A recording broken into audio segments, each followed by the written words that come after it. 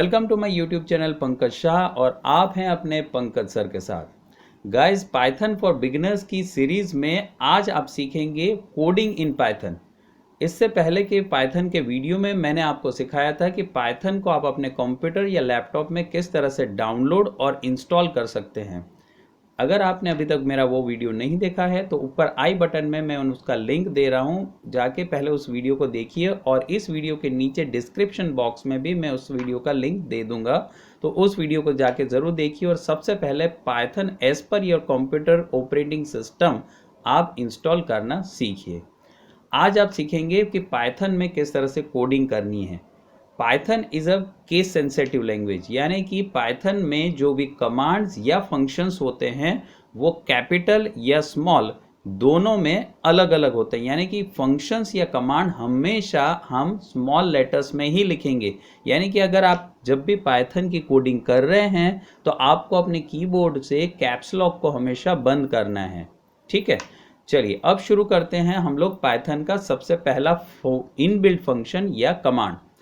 अगर आपको पाइथन में कोई मैसेज डिस्प्ले करना हो तो आप क्या करेंगे। मैसेज डिस्प्ले करने के लिए पाइथन के अंदर एक नॉर्मल कमांड है और वो है प्रिंट, PRINT। आप देख रहे हैं कि मैंने स्मॉल लेटर में प्रिंट लिखा है, उसके बाद पैरेंथेसिस यानी कि स्मॉल ब्रैकेट करेंगे, डबल इन्वर्टेड कोमा में आप अपना मैसेज लिखेंगे। जैसे कि मैंने यहाँ पे मैसेज लिखा हेलो स्टूडेंट्स और मैंने डबल इन्वर्टेड कोमा करके कंप्लीट करके पैरेंथेसिस कंप्लीट कर दिया और एंटर प्रेस करेंगे तो आप देखेंगे कि यहाँ पे आपका आउटपुट डिस्प्ले हो गया। अच्छा गाइज, एक और बात, पाइथन के साथ काफ़ी सारे एडिटर्स आते हैं जहाँ पे आप पाइथन की कोडिंग कर सकते हैं। इस वक्त जो हम एडिटर यूज़ कर रहे हैं ये पाइथन के साथ बाय डिफ़ॉल्ट एडिटर आता है, टेक्स्ट एडिटर, जहाँ पे हम इसकी कोडिंग कर रहे हैं। इसके अलावा टोनी और पाईचार्म, नमपाई, ऐसे काफ़ी सारे अलग अलग टेक्स्ट एडिटर्स पाइथन के लिए आते हैं जहाँ पे आप पाइथन की कोडिंग कर सकते हैं और पैरेलल वहाँ पे आप उसका आउटपुट भी देख सकते हैं और कोडिंग को बंच में आप सेव भी कर सकते हैं एज अ फाइल फॉर्मेट, जिसका ट्यूटोरियल मैं नेक्स्ट वीडियो में आपको बताऊंगा। अब आप हम वापस अपने ये ट्यूटोरियल पे आ जाते हैं और देखते हैं कि प्रिंट कमांड के थ्रू हमने देखा कि अगर हमें कोई भी मैसेज डिस्प्ले करना हो और आउटपुट स्क्रीन पे कुछ डिस्प्ले करना हो तो प्रिंट कमांड या प्रिंट इनबिल्ट फंक्शन का यूज़ किया जाता है। चलिए, अब आपको ये तो समझ में आ गया, लेकिन मैंने जैसे बताया कि Python is a case sensitive language, तो मान लीजिए कि मैंने प्रिंट का P कैपिटल में लिख दिया और बाकी सारे स्मॉल लेटर में लिखे। जैसे कि कई बार कई लोगों की आदत होती है कि वो फर्स्ट लेटर कैपिटल में लिख देते हैं, तो क्या होगा। देखिए, मैंने ये सेम मैसेज वापस डिस्प्ले किया है और डबल इन्वर्टेड कोमा कंप्लीट करके मैं जैसे ही एंटर करूंगा तो आप देखेंगे कि यहाँ पे एरर मैसेज डिस्प्ले हो रहा है, यानी कि प्रिंट जो इनबिल्ट फंक्शन है उसके अंदर वो एरर दिखा रहा है। इसका मतलब क्या है कि P जो कैपिटल में हमने लिखा वो पाइथन आइडेंटिफाई नहीं कर पा रहा है। यानी कि पाइथन के अंदर आप कोई भी कमांड या इनबिल्ट फंक्शन लिखेंगे उसे हमेशा स्मॉल लेटर में ही लिखेंगे। ठीक है, चलिए अब नेक्स्ट टॉपिक पे आते हैं। पाइथन के साथ अगर आपको कोई कमेंट लिखनी हो, जैसे कि फॉर एग्जांपल मैंने यहाँ पे लिखा प्रिंट और मैंने मैसेज लिख दिया आई एम पंकज, ये एक मैसेज है, लेकिन ये जो प्रिंट है वो क्या है। प्रिंट एक इनबिल्ट फंक्शन है। ये जानने के लिए मैं इसके बाद हैश लिखूंगा और हैश के बाद मैं एक मैसेज लिख दूंगा कि print is in built function. अब आप देखेंगे कि जैसे ही मैं एंटर प्रेस करूंगा तो आई एम पंकज इतना ही मैसेज डिस्प्ले हुआ, प्रिंट इज इनबिल्ट फंक्शन ये डिस्प्ले नहीं हुआ। इसका मतलब क्या है कि हैश के बाद ये जो हैश साइन आपको दिख रही है, आप देख रही है मेरा माउस पॉइंटर, ये हैश साइन जो आपको दिख रही है, ये हैश साइन के बाद अगर आप कुछ भी लिखते हैं तो वो एज अ कमेंट ट्रीट होता है और जो पाइथन का इंटरप्रेटर है ये उसे अवॉइड करता है। यानी कि वो समझता है कि ये कोई कमांड नहीं है जिसे हमें जनरेट करना हो। लेकिन अगर हम हैश को मान लीजिए प्रिंट के साथ लिख दे, प्रिंट के आगे मैंने ये हैश लिख दिया और फिर मैंने ये मैसेज लिखा आई एम PAN पंकज और फिर मैंने ये एंटर किया तो क्या होगा, आप देख रहे हैं कि यहाँ पे कुछ भी नहीं हुआ। इसका मतलब है कि अगर मैं किसी भी इनबिल्ट फंक्शन के आगे भी अगर हैश साइन डाल दूं तो वो कमेंट बन जाती है, और कमेंट को इंटरप्रेटर जो है वो कभी भी प्रोसेस नहीं करता है। कमेंट लिखने का एक और मेथड भी है, आप 3 टाइम्स सिंगल इन्वर्टेड कोमा करें और उसके बाद अपना जो भी मैसेज है वो लिख सकते हैं, तो इससे भी आपका वो जो लाइन है वो एज अ कमेंट ट्रीट होगा इन पाइथन। चलिए अब नेक्स्ट टॉपिक की तरफ आगे बढ़ते हैं। नेक्स्ट टॉपिक हमारा है वेरिएबल। वेरिएबल्स क्या होते हैं? वेरिएबल के ऊपर एक पूरा डेडिकेटेड वीडियो मैंने बनाया हुआ है, जिस वीडियो का लिंक इस वीडियो के ऊपर यहाँ पे आई बटन में मैं उसका लिंक दे रहा हूँ, और इस वीडियो के नीचे डिस्क्रिप्शन बॉक्स में भी मैं उसका लिंक दे दूंगा। वो ज़बरदस्त और इंटरेस्टिंग वीडियो जाके ज़रूर देखिए, उसको मिस मत करिएगा। बहुत इंटरेस्टिंग वीडियो है, पूरा एनिमेटेड है और आपको बहुत मज़ा आएगा। उसमें मैंने पूरा बताया हुआ है कि वेरिएबल क्या होता है और किस तरह से मेमोरी में वेरिएबल एलोकेट होते हैं। लेकिन अभी मैं आपको अगर शॉर्ट ब्रीफली डिस्क्राइब कर दूं तो वेरिएबल जो है वो कंप्यूटर की मेमोरी में एक लोकेशन हम बनाते हैं जहां पे हम कोई टेम्पररी डेटा को स्टोर करेंगे, क्योंकि हमें काफ़ी सारे प्रोग्रामिंग में काफ़ी सारी कैलकुलेशंस करनी होती है। तो कुछ कैलकुलेशंस के लिए कुछ नंबर्स हैं, कुछ अल्फ़ाबेट्स हैं, हमें कहीं ना कहीं टेम्पररी स्टोर करने पड़ते हैं। तो मेमोरी लोकेशन हम बनाएंगे। अब बहुत सारे ऐसे मेमोरी लोकेशन हम अलॉट कर रहे हैं, तो हमें कैसे पता चलेगा कि कौन से मेमोरी लोकेशन में हमने क्या अलॉट किया हुआ है? तो हर मेमोरी लोकेशन को हम नाम देंगे, जिसको बोला जाता है वेरिएबल नेमिंग। अब वेरिएबल नेमिंग के कुछ रूल्स भी होते हैं, जैसे कि कोई भी वेरिएबल है, मान लीजिए कि यहाँ पे मैंने वेरिएबल बनाया x, तो ये वेरिएबल जो है वो उसकी बिगिनिंग हमेशा अल्फ़ाबेट से होगी। आप 21x इस तरह से नहीं लिख सकते हैं, ठीक है। उसके अलावा वेरिएबल जो है वो कैपिटल में भी अलग होते हैं, जैसे कि मैंने कैपिटल X लिखा या मैं स्मॉल x लिखूं, ये दोनों अलग अलग वेरिएबल की तरह ट्रीट होते हैं, तो इसका आप ध्यान ज़रूर रखेंगे।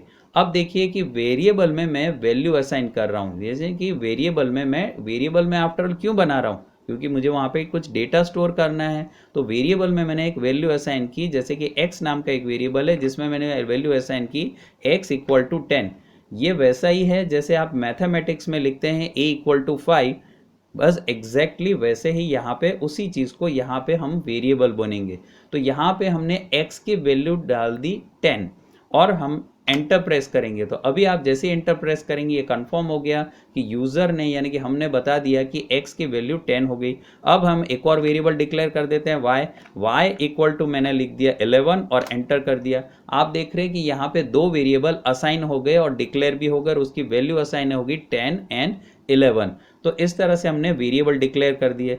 अब वेरिएबल डिक्लेयर कर दिए तो अब उसके साथ हमें क्या करना है? अब मुझे मान लीजिए कि करना ऐसा है कि वेरिएबल के एडिशन करना है, कि दोनों वेरिएबल में जो नंबर्स हैं उसका प्लस करके बताइए। तो आपको तो पता ही है कि अगर हमें आउटपुट स्क्रीन पे कुछ भी डिस्प्ले करना है तो हम कौन से इनबिल्ट फंक्शन का यूज़ करेंगे? Exactly print. तो हम लोग यहाँ पे प्रिंट फंक्शन का यूज़ करेंगे। सिंगल ये जो आपका पैरेंथेसिस है उसको ओपन करें और यहाँ पे आपने स्मॉल लेटर में आपने लिखा है वेरिएबल x प्लस y और ब्रैकेट ओवर, और आप प्रेस करेंगे एंटर की, तो आप देखेंगे कि इन दोनों का प्लस होके आंसर आ गया है यहाँ पे 21। लेकिन अगर आपने इसमें ये मिस्टेक कर दी, जैसे कि मैंने लिख दिया प्रिंट, और जैसे मैंने पहले आपको सिखाया कि प्रिंट के अंदर हम कुछ भी डालेंगे डबल इन्वर्टेड कोमा में, तो आपने मान लीजिए इस तरह से डाल दिया एक डबल इन्वर्टेड कोमा में x प्लस वाई और डबल इन्वर्टेड कोमा कंप्लीट और ब्रैकेट ओवर, और आप जैसे ही एंटर करेंगे तो आप देखेंगे कि यहाँ पे x प्लस वाई लिखा हुआ आया, यहाँ पे उसकी वैल्यू यानी कि कैलकुलेशन लिखी हुई नहीं आई। क्यों? क्योंकि यहाँ पे मैंने वेरिएबल को एज अ मैसेज डिस्प्ले कर दिया, डबल इन्वर्टेड कोमा में डाला यानी कि वो एज अ मैसेज डिस्प्ले हो गया। अच्छा, एक और बात, प्रिंट के साथ आप डबल इन्वर्टेड कोमा भी लिख सकते हैं और सिंगल इन्वर्टेड कोमा में भी आप मैसेज को डिस्प्ले कर सकते हैं, ठीक है। तो यहाँ पे मुझे वेरिएबल की वैल्यू रिफ्लेक्ट करनी है, इसलिए मैं क्या करूँगा, प्रिंट, और मान लीजिए कि सिर्फ मुझे x की वैल्यू रिफ्लेक्ट करनी है तो प्रिंट x लिखूंगा, डबल इन्वर्टेड या सिंगल इन्वर्टेड कोमा में नहीं। और जैसे एंटर किया तो आप देख रहे हैं कि x की वैल्यू 10 यहाँ पे डिस्प्ले हो गई। तो इस तरह से जो है वो आप वेरिएबल डिक्लेरेशन कर सकते हैं। अब वेरिएबल डिक्लेरेशन में मल्टीपल वेरिएबल को मल्टीपल वैल्यूज भी दे सकते हैं, ऐसा भी हो सकता है। देखिए वो कैसे करते हैं। जैसे कि मैंने 3 वेरिएबल एक साथ डिस्प्ले करने हैं, x, y, z, और उसकी वैल्यू मैंने असाइन कर दी 12, 13, 14। अब जैसे ही मैं इसे एंटर करूंगा तो ये तीनों की वैल्यू रिस्पेक्टिवली असाइन हो गई। अब कंफर्म करते हैं कि z की वैल्यू क्या है, क्या 14 उसमें असाइन हुआ है, तो उसको कैसे डिस्प्ले करेंगे, exactly print command in small letters और पैरेंथेसिस में हम लिखेंगे z, और जैसे ही आपने एंटर किया तो आप देख रहे हैं कि z में 14 वैल्यू असाइन हो गई है। तो आप इस तरह से भी वेरिएबल में वैल्यूज असाइन कर सकते हैं। वैल्यू असाइन का मतलब क्या है, वेरिएबल को वैल्यू देना। अभी तो हमने यहाँ पे क्या देखा कि वेरिएबल में हमने नंबर्स वैल्यू असाइन किए, लेकिन वेरिएबल्स में हम अल्फाबेट्स भी असाइन कर सकते हैं, वेरिएबल्स में हम डिजिट्स यानी कि पॉइंट्स भी असाइन कर सकते हैं। तो ये सब क्या है, this is called a data type. यानी कि डेटा टाइप का मतलब क्या हुआ कि which type of data we have to enter in particular variable is called a data type. यानी कि किसी वेरिएबल में हम किस प्रकार का डेटा डाल रहे हैं। जैसे कि मैंने यहाँ पे वेरिएबल बनाया a, और a के अंदर इक्वल टू करके मैंने एक वैल्यू डाल दी गीता, ये मैंने वैल्यू डाल दी और डबल इन्वर्टेड कोमा कर दिया कंप्लीट और एंटर प्रेस किया, तो ये a नाम का जो वेरिएबल है उसमें गीता नाम का जो वर्ड है वो स्टोर हो गया। यानी कि अब गीता जो है, a जो है वो विच टाइप ऑफ डेटा टाइप हो गया, ये है स्ट्रिंग, जिसमें सिंगल कैरेक्टर या मोर देन वन कैरेक्टर यानी कि वर्ड्स या सेंटेंस स्टोर होते हैं, उसको बोला जाता है स्ट्रिंग डेटा टाइप। अगर आपने असाइन किया x इक्वल टू 10 तो ये हुआ इंटीजर डेटा टाइप। अगर आपने असाइन किया r इक्वल टू 25.65 तो ये हुआ फ्लोट डेटा टाइप। तो इस तरह से पाइथन में अलग अलग काफ़ी तरह के डेटा टाइप्स अवेलेबल हैं। अब हमें ये जानना है कि अगर आपको कोई ये पूछे कि आप बताइए कि आपका जो ये a नाम का वेरिएबल है, अभी हमने जो ये असाइन किया ना a वेरिएबल, इसका डेटा टाइप क्या है, आप कैसे जानेंगे, क्वेश्चन में ही इसका आंसर छुपा होता है। आप टाइप करेंगे प्रिंट, क्योंकि हमें डिस्प्ले तो करना ही है ना आउटपुट स्क्रीन पे, तो हम डिस्प्ले करेंगे प्रिंट, और प्रिंट फंक्शन के अंदर एक इनबिल्ट फंक्शन हम लिखेंगे जिसका नाम है टाइप। जैसे कि हमने पूछा कि इसका डेटा टाइप क्या है, तो टाइप से आप पकड़ लेंगे टाइप फंक्शन, और टाइप फंक्शन के अंदर ब्रैकेट करके आप लिखेंगे a। मैंने a क्यों लिखा, क्योंकि मुझे a नाम का मेरा जो वेरिएबल है उसकी वैल्यू, उसका डेटा टाइप आइडेंटिफाई करना है, तो टाइप फंक्शन के थ्रू आइडेंटिफाई करेंगे। टाइप का ब्रैकेट्स ओवर किया तो अब प्रिंट का ब्रैकेट भी हम कंप्लीट करेंगे, और उसके बाद मैं प्रेस कर दूंगा एंटर की। जैसे एंटर की प्रेस की, आप देख रहे हैं आउटपुट स्क्रीन पे डिस्प्ले हो गया क्लास str। str का मतलब है स्ट्रिंग, यानी कि आपका जो a नाम का डेटा टाइप है उसका, यानी कि a नाम का वेरिएबल जो है उसका डेटा टाइप है स्ट्रिंग। ठीक है, अब देखते हैं कि x में क्या होता है। अगर मैं लिखता हूं print type x bracket over, 2 बार ब्रैकेट ओपन ही है तो 2 बार क्लोज भी होंगे, और एंटर प्रेस करेंगे तो क्या लिखा हुआ आया, इंटीजर, यानी कि x में वॉल नंबर्स यानी पॉइंट्स नहीं है। अगर मैं लिखूं प्रिंट इन ब्रैकेट टाइप और मैं यहां पे लिखूं r में मैंने क्या स्टोर किया था, r में मैंने स्टोर किया हुआ है 25.65। अगर मैं इसे एंटर कर रहा हूं तो यहां पे लिखा हुआ आ रहा है क्लास फ्लॉट, यानी कि r जो है वो फ्लॉट डेटा टाइप स्टोर करेगा, यानी कि r के अंदर मैं किसी भी तरह के डिजिट्स या पॉइंट्स वाले नंबर्स को स्टोर कर सकता हूं। आई होप आपको बहुत अच्छे से समझ में आ गया होगा। अब यहाँ पे गाइस क्या होता है कि कई बार पाइथन में हमें काफ़ी अलग अलग तरह के कैलकुलेशंस करने पड़ते हैं, जहाँ पे हमें एडिशन, मल्टीप्लिकेशन, डिवीजन और सब्ट्रैक्शन, फ्लोर डिवीजन, ऐसे काफ़ी अलग अलग तरह के डिविजन्स करने पड़ते हैं, कैलकुलेशंस करने पड़ते हैं, जिसको बोला जाता है एरिथमेटिक ऑपरेटर्स।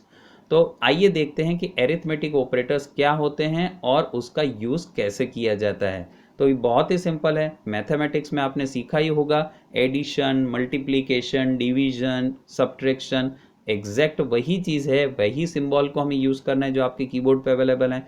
चलिए देखते हैं यहाँ पे मैं फिर से कुछ वेरिएबल्स असाइन कर रहा हूँ। यहाँ पे हम लोग अब वेरिएबल असाइन करते हैं क्यू इक्वल टू मैंने लिख दिया 10 और u इक्वल टू मैंने लिख दिया 3।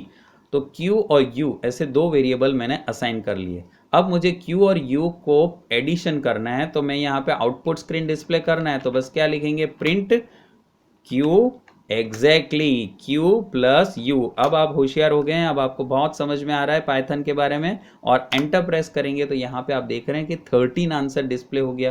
तो ये हो गया एडिशन। सेम उसी तरह से आप मल्टीप्लिकेशन कर सकते हो, सेम उसी तरह से आप डिवीजन कर सकते हैं। आइए देखते हैं डिवीजन कैसे होता है। यहाँ पे हम लिखेंगे q डिवाइड बाई u। आप देख रहे हैं डिवाइड के लिए मैंने कौन सा स्लैश यूज़ किया, फ्रंट स्लैश, यानी कि आगे की तरफ झुका हुआ। कीबोर्ड पे दो तरह के स्लैश होते हैं, बैक स्लैश और फ्रंट स्लैश। तो ये आपको ध्यान रखना है कि आपसे ये गलती नहीं हो जाए। आप एंटर की प्रेस करेंगे तो यहाँ पे उसका जो क्वेश्चन है वो डिस्प्ले हो गया, आंसर 3.33333। तो ये हुआ डिवीजन। लेकिन मुझे अगर फ्लोर डिवीजन जानना है, फ्लोर डिवीजन का मतलब क्या है कि जो आंसर आएगा डिवीजन का वो पॉइंट्स में नहीं आएगा, पॉइंट्स के आगे वाला जो भी आंसर है वो होना चाहिए, यानी कि 3। तो वो उसको बोलेंगे फ्लोर डिवीजन। वो कैसे किया जाता है, उसका कौन सा सिंबल है, पाइथन में उसका सिंबल है double slash, front side double slash और यू और फिर एंटर। जैसे ही मैंने एंटर किया तो आप देख रहे हैं आउटपुट स्क्रीन पे यहाँ पे अब ये डिस्प्ले हो गया है 3। आपको दिख रहा है, अच्छे से समझ में आ रहा है। तो इस तरह से आप अरिथमेटिक ऑपरेटर्स का यूज़ कर सकते हैं। अब गाइज कई बार ऐसा होता है कि यहाँ पे अभी तक हमने तो ये सीखा कि अगर कोई मैसेज डिस्प्ले करना हो तो प्रिंट फंक्शन का यूज़ करेंगे, अगर हमें डेटा टाइप जानना है तो टाइप फंक्शन का यूज़ करेंगे। लेकिन अगर आपको ऐसा पूछना है कि यूज़र को चांस देना है, आप एज अ प्रोग्रामर वर्क कर रहे हैं, आपके जो कस्टमर है उनको चांस देना है कुछ एंटर करने के लिए, और आप पूछ रहे हो, आपका प्रोग्राम कुछ डेटा पूछ रहा है, like what is your name, what is your age, तो आप यूज़र से कैसे डेटा एंटर करवाएंगे, कैसे डेटा एक्सेप्ट करवाएंगे, उसके लिए आपको यूज़ करना पड़ेगा इनबिल्ट फंक्शन इनपुट। आइए देखते हैं इनपुट फंक्शन का यूज़ कैसे करते हैं। इनपुट फंक्शन के लिए आपको कुछ नहीं करना है, बहुत ईजी है। यहाँ पे प्रिंट की जैसे लिखिए इनपुट, और इनपुट के बाद पैरेंथेसिस में आप अपना मैसेज लिखिए, जैसे कि मैंने लिखा एंटर योर नेम, और मैंने bracket over double inverted coma bracket over और एंटर कर दिया। जैसे एंटर किया तो आप देख रहे हैं कि यहाँ पे एंटर योर नेम और कर्सर ब्लिंक कर रहा है, यानी कि यहाँ पे मेरा वेट कर रहा है आउटपुट स्क्रीन कि यहाँ पे मैं अपना नाम या कुछ डिटेल लिखूं। तो मैंने यहाँ पे अपना नाम लिख दिया पंकज शाह और एंटर की प्रेस कर दी। तो आप जैसे ही मैंने एंटर की प्रेस की आप देख रहे हैं कि यहाँ पे आउटपुट स्क्रीन पे पंकज शाह ये डिस्प्ले हो गया है। तो इस तरह से आप इनपुट फंक्शन का यूज़ कर सकते हैं। अब इनपुट फंक्शन का use with a variable, variable में इनपुट का डेटा स्टोर करना और फिर उसको रिट्राइव करना, वो कैसे करेंगे आइए देखते हैं। अब मैंने एक वेरिएबल डिक्लेयर कर लिया जिसका नाम है डी, ठीक है। अभी डी आप देख रहे हैं यहाँ पे कैपिटल में लिखा है, याद रखेंगे कि कैपिटल स्मॉल में डिफरेंस है। डी इक्वल टू हम लिखेंगे फंक्शंस हमेशा स्मॉल लेटर में इनपुट और in bracket enter your age. अब मैंने पूछा एंटर योर एज, इस बार मैं एज पूछ रहा हूँ, ठीक है। तो ये मैंने एंटर किया और जैसे ही एंटर किया यहाँ पे पूछ रहा है एंटर योर एज। अब मान लीजिए कि मैंने एज डाल दी 25 और जैसे ही मैं एंटर करूँगा तो यहाँ पे एंटर योर एज के बाद कुछ नहीं आ रहा है। लेकिन अब ये क्यों कुछ नहीं आ रहा है, क्योंकि इनपुट का डेटा कहाँ चला गया, डी नाम के वेरिएबल में। अब डी के अंदर 425 जो एज है वो स्टोर हो चुकी है। अब मुझे डी को रिफ्लेक्ट करना है, तो कैसे करेंगे बताइए। मैंने अभी आपको सिखाया अगर वेरिएबल की वैल्यू डिस्प्ले करनी है तो कौन सा फंक्शन यूज करेंगे, एग्जैक्टली प्रिंट फंक्शन, लेकिन कैपिटल डी के साथ और एंटर। तो आप देख रहे हैं कि यहाँ पे 25 जो इनपुट के साथ जो था वो यहाँ पे डिस्प्ले हो गया है। तो आई होप आपको ये सब बहुत अच्छे से समझ में आ गया होगा। अब प्रिंट के साथ कुछ डीप में और भी चीज़ें हैं। प्रिंट फंक्शन जो अभी हमने सीखा ना, उसका कुछ डीप में यूटिलाइजेशन भी है। आइए उसको भी कुछ समझते हैं। जैसे कि मैंने यहाँ पे एक वेरिएबल बना दिया है ओ, और ओ के अंदर मैंने मैसेज स्टोर कर दिया है आई एम, ये आई एम मैंने लिख दिया है, डबल इन्वर्टेड कोमा में एक मैसेज लिख दिया जो ओ में स्टोर कर दिया है।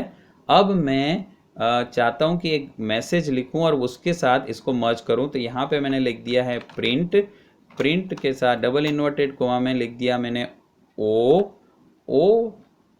सॉरी ओ जो है वो तो ऑलरेडी हमने लिखा हुआ है, तो हम यहाँ पे लिखेंगे ओ प्लस और फिर डबल इन्वर्टेड कोमा में पंकज, ये मेरा मैसेज है। अब ये क्या होगा बताइए, ओ की वैल्यू रिफ्लेक्ट होगी, तो ओ में क्या लिखा हुआ है, ओ में लिखा हुआ है आई एम और प्लस पंकज, यानी कि आई एम पंकज।